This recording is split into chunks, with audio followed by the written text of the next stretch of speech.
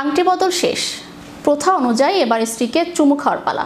কিন্তু স্ত্রী যে বরের চেয়ে উচ্চতায় লম্বা, চুমু খাওয়ার সময় নাগাল পেতেই মুশকিল হয়ে যাবে বরের। তাই চেয়ারের উপর উঠে খানিকটা লম্বা হয়ে স্ত্রীকে চুমু খেলেন বর। বিস্তারিত থাকছে ডেস্ক রিপোর্টে।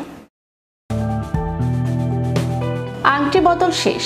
প্রথা অনুযায়ী এবার স্ত্রীকে চুমু খাওয়ার পালা। কিন্তু স্ত্রী যে বরের চেয়ে উচ্চতায় লম্বা, চুমু খাওয়ার সময় নাগাল পেতেই মুশকিল হয়ে যাবে তার। তাই চেয়ারের উপর উঠে খানিকটা লম্বা হয়ে স্ত্রীকে চুমু খেলেন বর। ইনস্টাগ্রামের পাতায় একটি ভিডিও পোস্ট করা হয়েছে। ভিডিওতে দেখা যাচ্ছে সাদা গাউন পরে কনের সাজে দাঁড়িয়ে রয়েছেন এক তরুণী। তার হাতে আংটি পরিয়ে দিচ্ছেন এক তরুণ। সিডনির একটি বিয়ের অনুষ্ঠানের দৃশ্য এটি।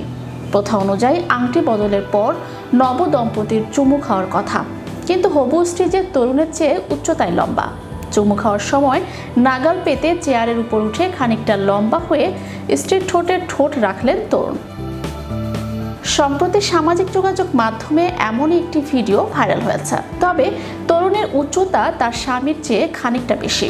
সকলের সামনে স্ত্রীকে চুমু খেতে গিয়ে যদি নাগাল না পাওয়া যায়, সেই ভেবে আগে থেকেই বিকল্প ব্যবস্থা করে রেখেছিলেন তরুণ। স্ত্রীকে আংটি পরিয়েই হাততালি দিলেন তরুণ।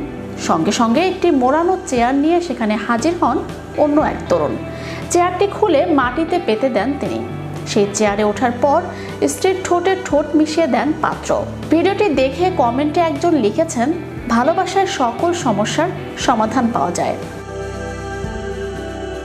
ভালোবাসা বোঝে না বয়স, বর্ণ, ধর্ম, কার উচ্চতা কতটুকু সে হিসেব কষে প্রেম বা বিয়ে কোনোটাই হয় না।